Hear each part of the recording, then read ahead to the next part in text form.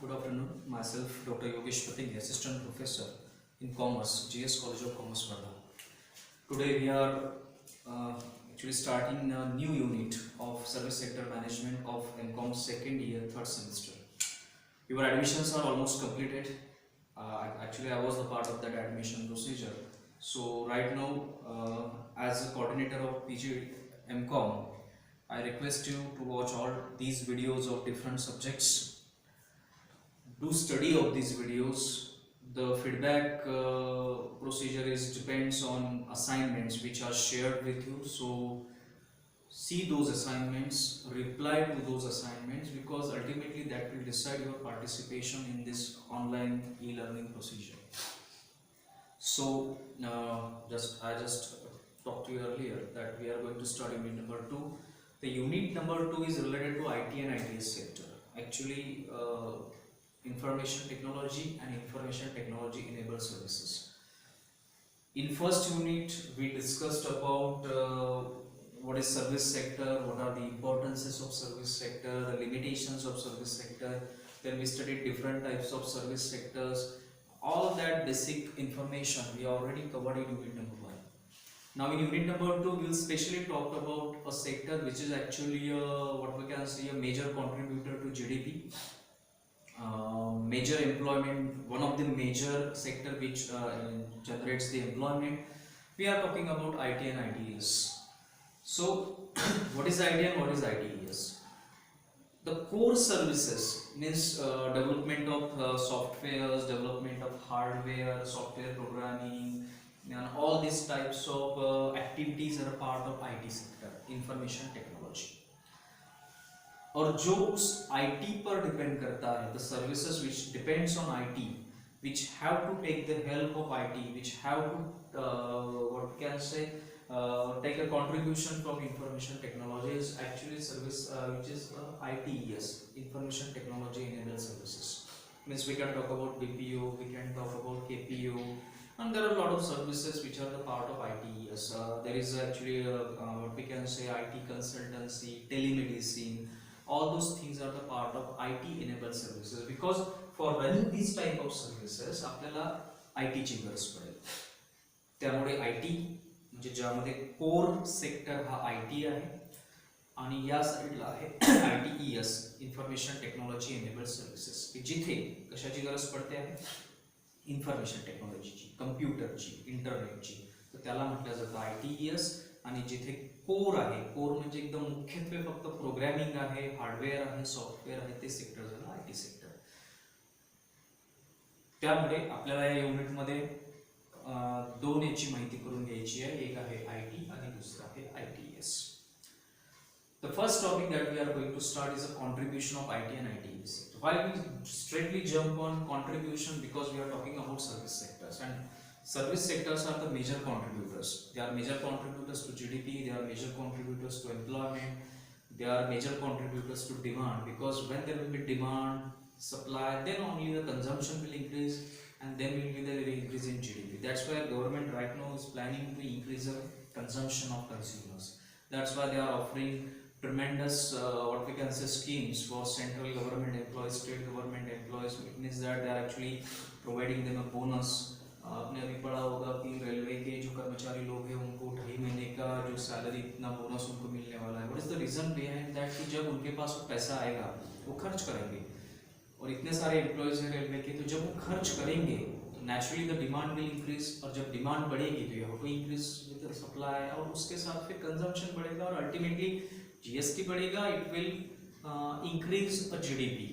तो ये सब लॉजिक गवर्नमेंट अप्लाई कर रही है, because of this pandemic situation, government has to do something to increase the demand, to increase the consumption. इसलिए गवर्नमेंट अलग अलग स्कीम्स ला रही है.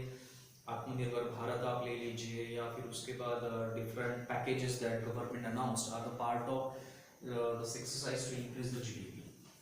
सो जब हम सर्विस सेक्टर की बात करते हैं तो हमें सोचना पड़ता है कि whether they are contributing to the nation or not. तो देश को अगर कंट्रीब्यूट हो रहा है तो किस आधार पर हो रहा है? तो उसमें GDP को कंट्रीब्यूट करना चाहिए. GDP अगर बढ़ रहा है तो उसमें इसकी हिस्सेदारी अच्छी खासी होनी चाहिए.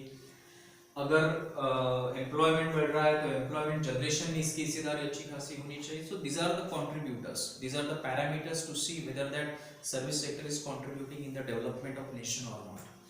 तो हमने यहाँ 3 सेक्टर्स कवर किए हैं जिसमें आईटी कंट्रीब्यूट कर रहा है.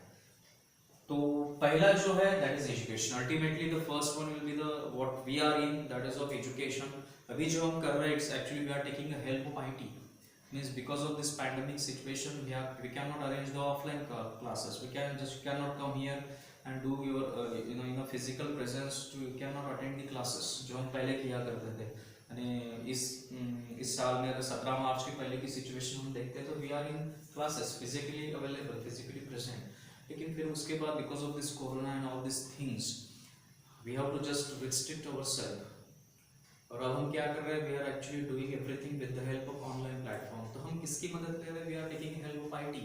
हम मोबाइल से लेक्चर रिकॉर्ड कर रहे हैं, हम उसे स्ट्रीम कर रहे हैं, आप यूट्यूब पर देख रहे हो, आप असाइनमेंट्स ऑनलाइन सॉल्व कर रहे हो, you are giving examinations online, you are taking admissions online. So what is this, this is actually the IT education जो पहले भी हुआ करता था. लेकिन अब अगर आप कंपेयर करोगे अब और इसके पहले जो भी सिचुएशन थी उसके साथ अगर आप कंपेयर करोगे तो right now the use of IT is being tremendously increased because we have the restrictions. We don't have to come out of our home for some kind of activities, particularly in colleges and schools, and we just have to what we can say don't have to stop the education also. तो हमें वो भी करना है और corona से भी बचना है, तो then that we have to use IT. So जब हम एजुकेशन की बात करते हैं, क्योंकि education is the biggest contributor to the development of nation. It's actually nation builder. पैसे कितना देता है वो अलग बात है. You can not just compare education sector with a sector which is actually giving more which is generating more money. Education is a different thing. Actually education is what we can say it's pillar of building a nation. वही human resource develop करता है और वो human resource फिर बाद में अलग अलग सेक्टर में जाकर काम करते हैं. सो एजुकेशन सेक्टर जो अब आगे बढ़ रहा है, जो लिमिट्स उसने पूरी तरह से तोड़ दिए हैं कि जो पहले 4 दीवारों में एजुकेशन हुआ करता था, now it is being completely shattered, it's completely destroyed. I just can just record my lecture and whoever whatever wherever that student is there he can watch my lecture. So these are the what we can say the developments, these are the contributions of IT in education sector.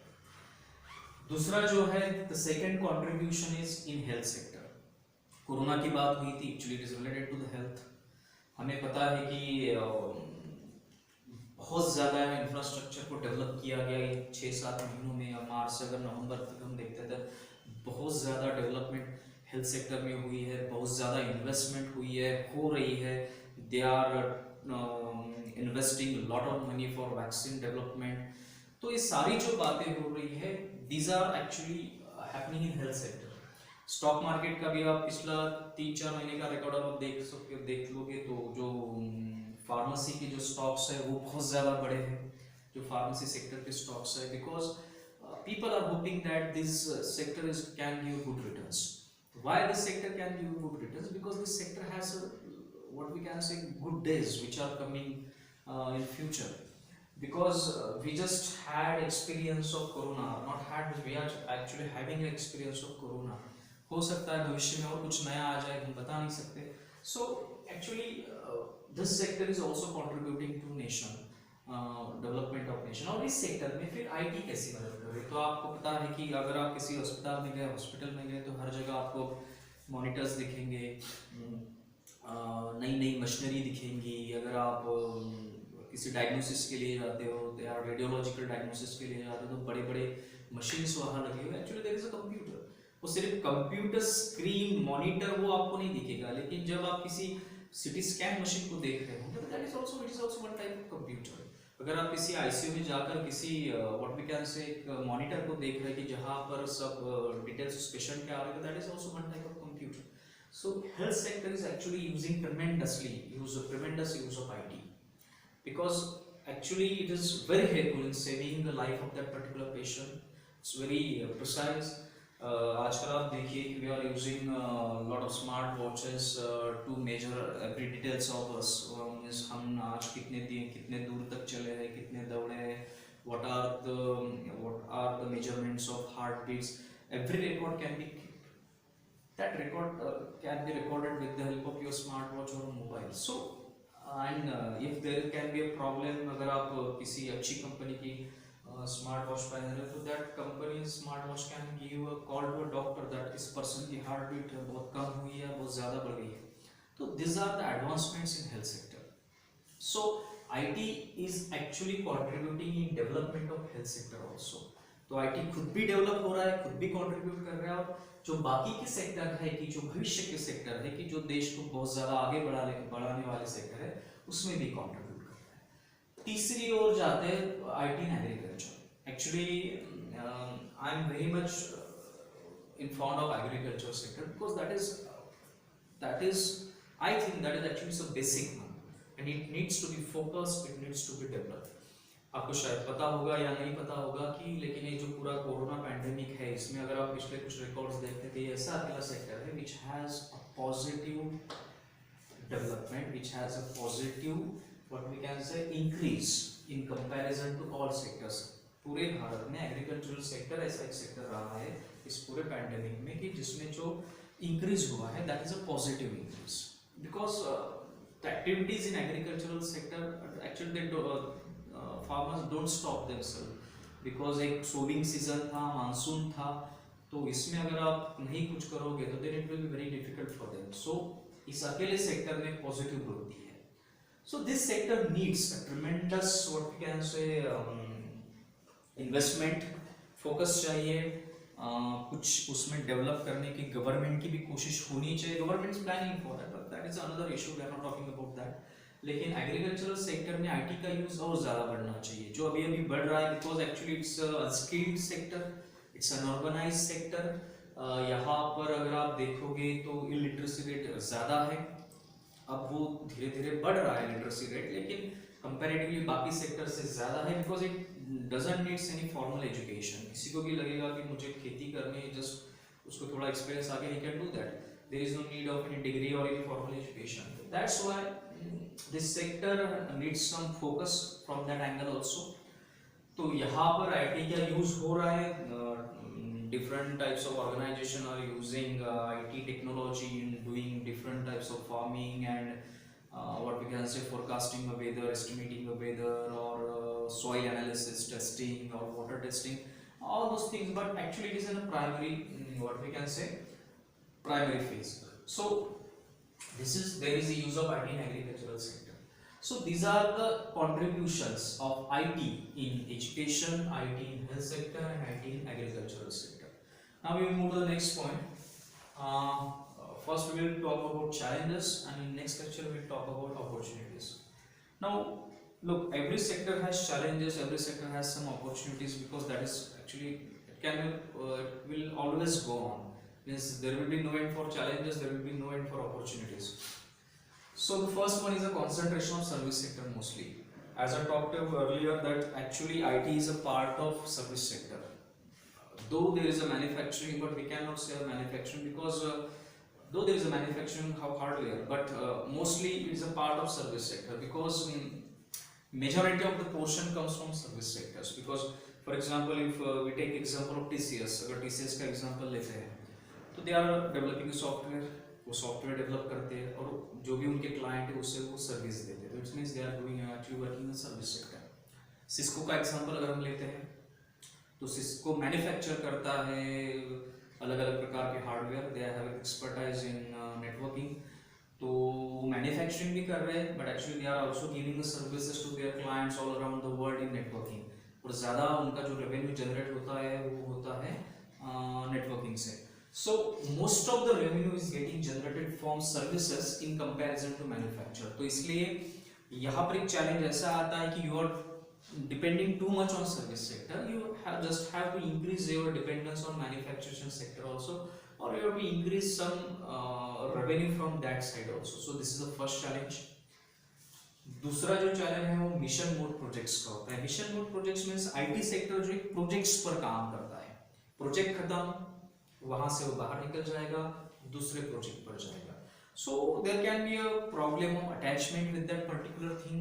जैसे अगर for example एक project चल रहा है, वो project को develop करना है, तो एक कंपनी को फॉर एग्जांपल कॉन्ट्रैक्ट दिया गया है, वो कंपनी के लोग आएंगे, they will develop hardware, they will develop software, वो काम करेंगे, वो प्रोजेक्ट हैंड ओवर कर देंगे, they will get detached with that project because उनका कॉन्ट्रैक्ट खत्म हो गया। So these are the things which can be the problem for what we can say that particular industry because they will lose their attachment with their clients. So this is also a thing because यहाँ पर फिर क्या होता है, there are a lot of players involved in it और फिर उसमें connectivity lost हो जाती है। तो इसलिए जब तक प्रोजेक्ट है तब तक इन्वॉल्वमेंट है, तो then that can be a problematic thing. It cannot that big challenge, but it is also one of the challenge for that IT sector कि प्रोजेक्ट अगर खत्म हो जाता है तो उनकी इन्वॉल्वमेंट उस पर्टिकुलर सेक्टर से या उस पर्टिकुलर क्लाइंट से कम हो जाती है, और फिर that can just raise a challenge also. तीसरा जो सबसे बड़ा प्रॉब्लम है, चैलेंज है, actually it's a threat to what we can say environment, is e-waste. E-waste is a problem, but when you are doing the management of e-waste then that can be a good thing for environment also. Why are we talking about e-waste? Because look, when we develop any hardware, there is the use of a lot of hazardous, what we can say, the spare parts and parts. ICs are there, then there are some semiconductors, there is a lot of use of carbon material. So when you are actually burning those things, तो उसको अगर आप जला देते हो तो it will be very hazardous to environment. Carbon dioxide, carbon monoxide generate करता है कि जो एनवायरनमेंट के लिए बहुत घातक होता है, बहुत खराब होता है। तो आपको उसको प्रॉपरली रिसाइकल करना पड़ेगा, उसको properly what we can say, you have to manage the things. कंपनियां काम भी कर रही है, अगर आपने जो अभी एप्पल ने अपने प्रोडक्ट लॉन्च किए हैं, एप्पल आईफोन 12 लॉन्च किया है, तो उसके साथ वो चार्जर नहीं दे रहे, they are not giving any charger, क्योंकि उनका जो स्टेटमेंट उस समय इशू हुआ था कि चार्जर जो होता है that is actually hazardous to the environment, because जो भी होगा they will have some scientific reasons, that is not our part, but it's actually hazardous to the environment. तो इसलिए इस स्टेटमेंट के आधार पर, इस क्लैरिफिकेशन के आधार पर उन्होंने आने वाले जो उनके मोबाइल लॉन्चेस है, जैसे अभी उन्होंने अक्टूबर में आईफोन 12 लॉन्च किया, दे स्टॉप्ड गिविंग चार्जर्स, उन्होंने फिर दूसरे प्रकार की चार्जिंग को लॉन्च कर दिया। तो कंपनियां, हो सकता है उसमें उनका खुद का भी कुछ अलग scenario, that is another different part, but they are thinking about environment कि हो सकता है कि it will actually a good threat, a big threat to environment in coming years. We are using mobiles, prove तो नहीं हुआ है, लेकिन mobiles are actually hazardous to our health, and it will what we can say, जो भी उससे signals निकलते, waves निकलते, तो उसमें hazardous to our body and it will cause cancer, all those things prove नहीं हुए हैं, but there is a talk about that. तो सारी जो बातें होती है actually related to the IT, information technology, it is related to technology. तो इसकी प्रॉपरली रिसाइकलिंग होनी चाहिए, उसे आप कहीं पर भी फेंक नहीं सकते हो कि मेरा कंप्यूटर खराब हो गया, बेचकर मुझे 2-3 हज़ार मिलेंगे तो करूँगा क्या, मैं फेंक देता हूँ, वो डिकम्पोज नहीं होगा। और अगर आप उसको जलाओगे तो जैसा मैंने कहा, then there will be the emission of carbon dioxide, monoxide, तो is also hazardous to health, hazardous to the environment. तो आपको प्रॉपरली उसका मैनेजमेंट करना पड़ेगा, उसको रिसाइकलिंग करना पड़ेगा। तो E waste management is also big challenge, because लिखना तो यहाँ आसान होता है, लेकिन बहुत ज़्यादा मात्रा में जो ये ई वेस्ट जनरेट हो रहा है उसका प्रॉपरली मैनेजमेंट करना भी एक चैलेंज है आईटी सेक्टर के सामने।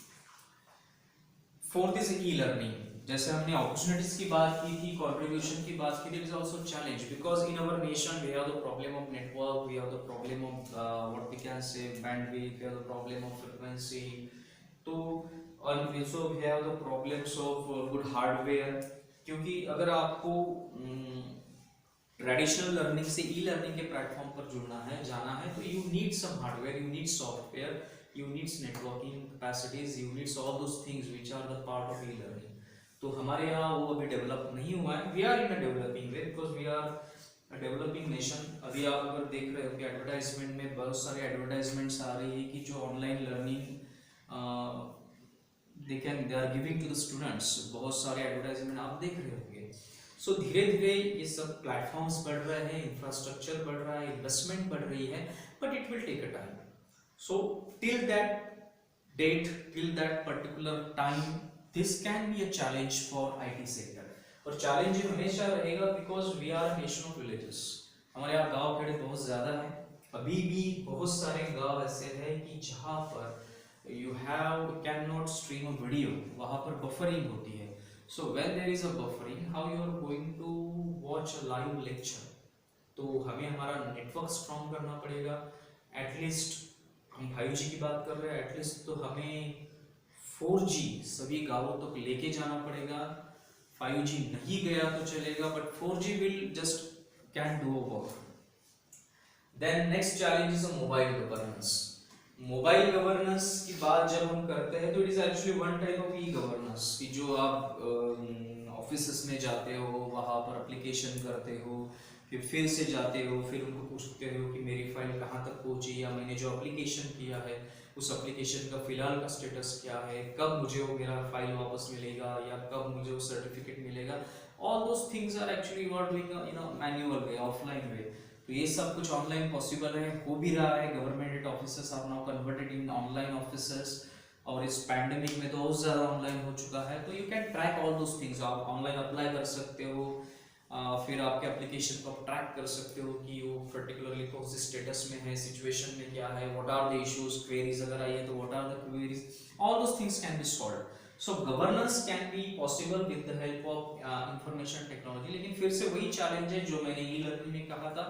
We have to develop a technology, we have to develop the network, we have to develop all those platforms which should have to be part of this governance और learning.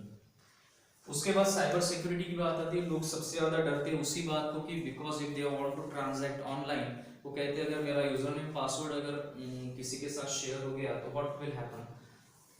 Actually it's a very foolproof what we can say foolproof technology, foolproof environment. लेकिन जो user होते हैं उनकी गलती से then they will उनको नुकसान होता है.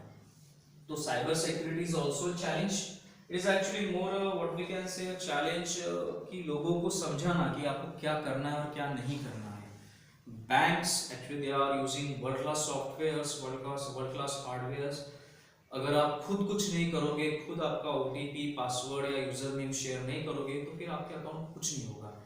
लोग खुद गलती करते हैं ना एक्चुअली, फिर चिल्लाते हैं कि बैंक ने ऐसा किया वैसा किया. सो cyber security is also one challenge. Challenge है बैंक की तरफ से तो नहीं है, लेकिन बैंक को ऐसा चैलेंज है कि लोगों को समझाना कि आप ऐसा कीजिए और ऐसा मत कीजिए. नेक्स्ट है रिड्यूस कॉम्पिटिटिवनेस. अब इसको हम अलग तरीके से लेते हैं because if you are depending too much on IT तो what will be your contribution. We are not talking about artificial intelligence. तो जब आप आर्टिफिशियल इंटेलिजेंस की बात कर रहे हो तो सब कुछ अगर मशीन करेगी तो फिर आपकी क्रिएटिविटी क्या करेगी, where will be your creativity, आप कैसा सोचोगे. अगर आप नहीं सोचना बंद कर दिया then it will be a problem because you are too much depending on machines. So we have to depend on machines, we have to depend on that particular artificial intelligence, but it should not be too much dependency that you are lacking your creativity with the help of that, or in because of that particular you are what we can say too much dependence. So इसके कारण एक challenge आगे आया है कि आपकी competitiveness, उस व्यक्ति की कॉम्पिटिटिवनेस, उस संस्था की कॉम्पिटिटिवनेस कम हो चुकी है because they are too much depending on IT and all those technology. And the last challenge is made in India procurement. Government ने कहा था, माननीय प्रधानमंत्री जी ने कहा था कि we have to depend on our nation और what is made in India and Aatmanirbhar Bharat. But there are lot of problems in that because we are not completely 100% efficient in manufacturing everything in our nation. अभी भी और आने वाले कुछ सालों में भी हमें बाहर के देशों पर डिपेंड रहना पड़ेगा. कौन से देश पे रहना है, कौन से देश से लाना है, कौन से देश से नहीं लाना है, that is a different thing, that is a different policy. वो अलग पॉलिसी मैटर है. हमें हमारे देश में उस सारी चीज़ों का उत्पादन करना पड़ेगा जिस पर हम बाहर डिपेंड रहते हैं. Okay, you have to just balance your trades.